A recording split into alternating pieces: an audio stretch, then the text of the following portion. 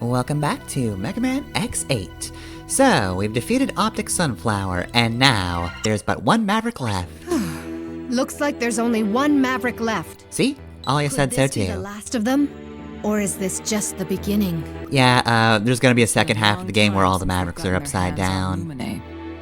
The elevator seems normal so far, but that's just making me more nervous. That elevator, it's too normal. Think about it. It's messed up. We've come this far. Let's just take care of that last Maverick and move on, okay? You're right, Axel. There's no time to be worried. Truly, you are the smartest of all of us, Axel. Alright, so our final Maverick is... in a very dark room. It's just called Pitch Black. That's the area name. Here I come! Some of the area names in this game are just really weird because they are just descriptors. Anyway. Dark Mantis! It's Dark Mantis, he's here.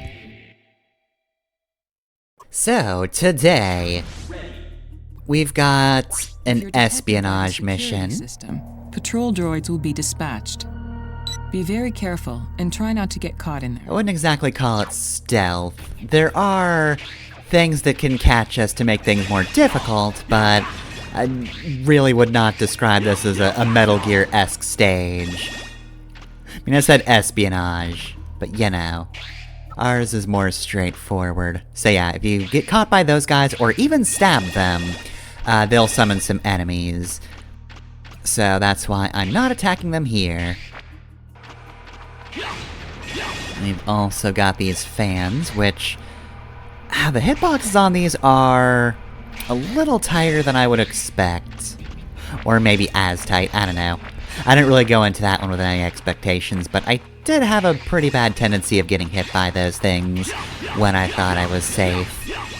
But it's pretty much just you kind of have to move in right when one fan blade is exiting the stabs you zone when it gets to the side. We've also got several light bulbs who scream. I mean, maybe we should let these guys live. They seem like they just want to light the place up, and we could really use that. Anyway, though, yeah, I do really like this stage. And I guess now that we're at the end, I can say that about most of the stages in this game.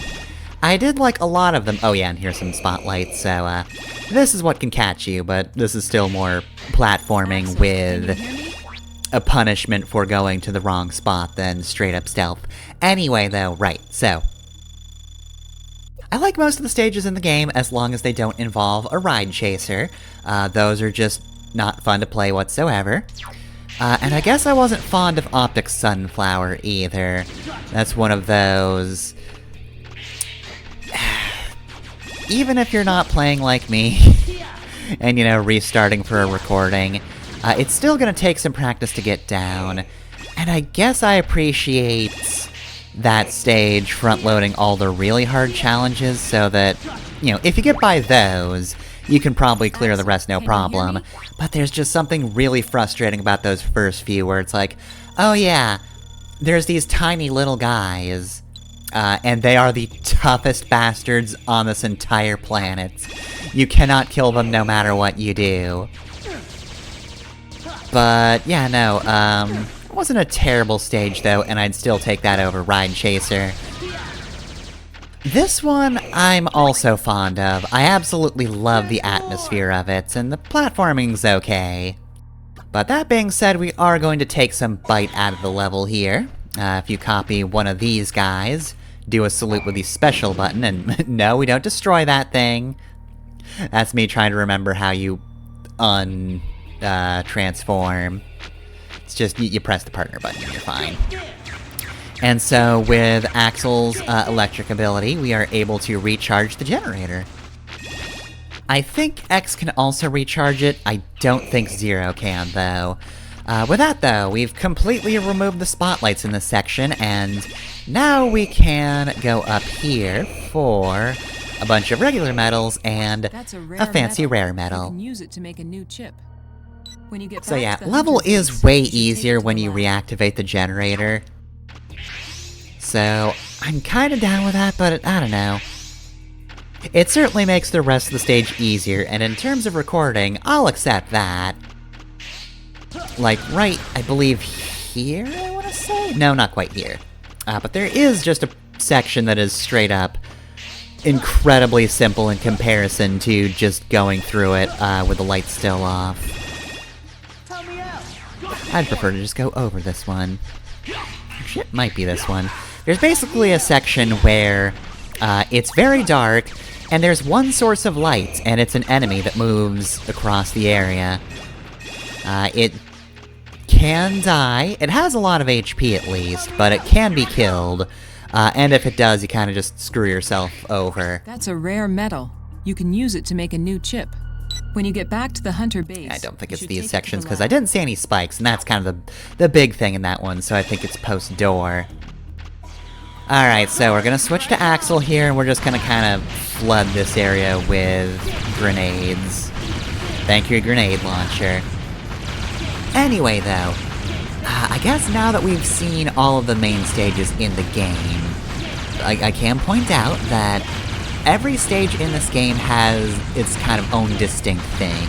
All the levels have some kind of gimmick, and I want to say, ideally, I think that's pretty cool.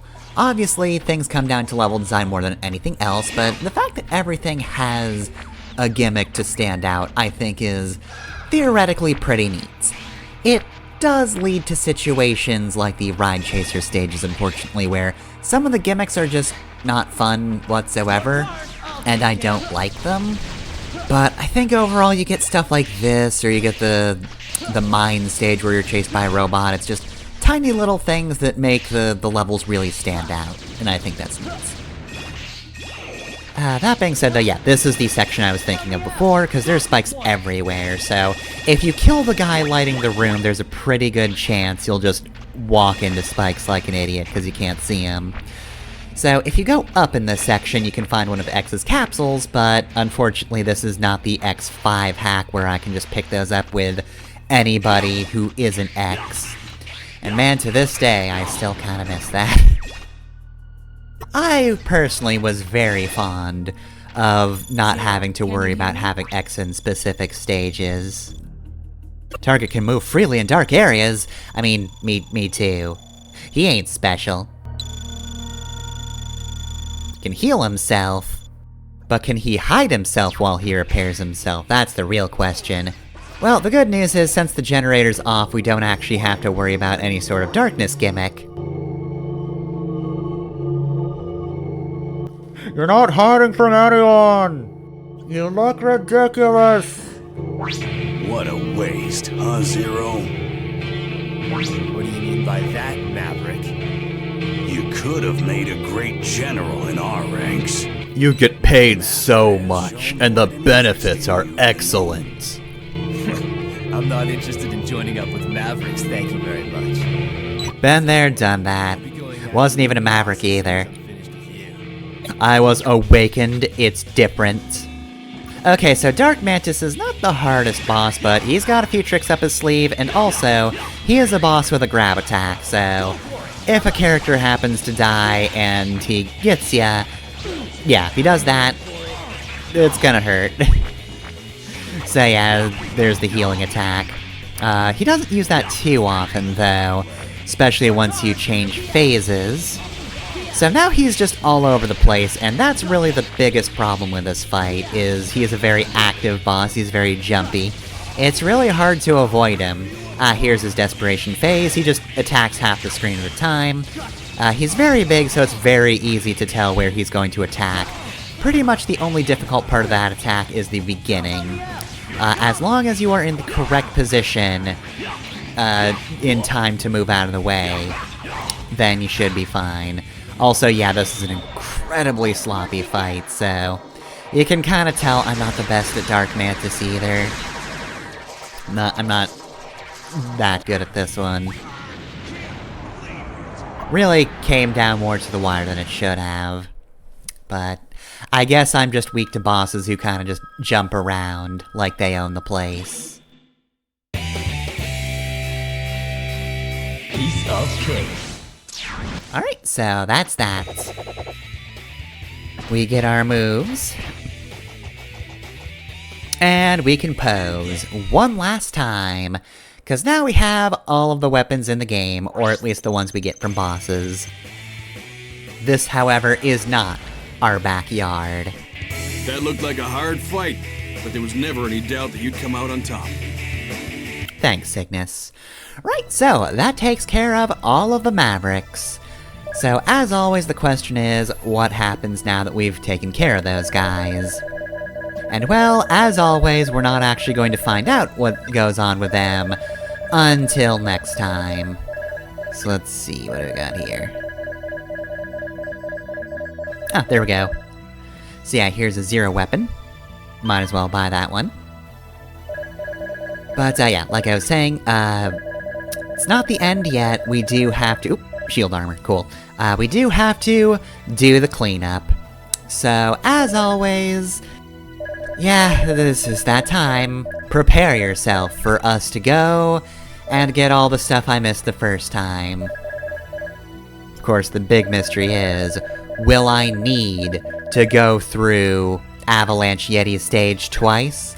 Or will I have found a solution to the fact that I got nothing on my first visit and it requires at least 2 because the developers hate you? We'll answer that question next time. For now, Mantis pun.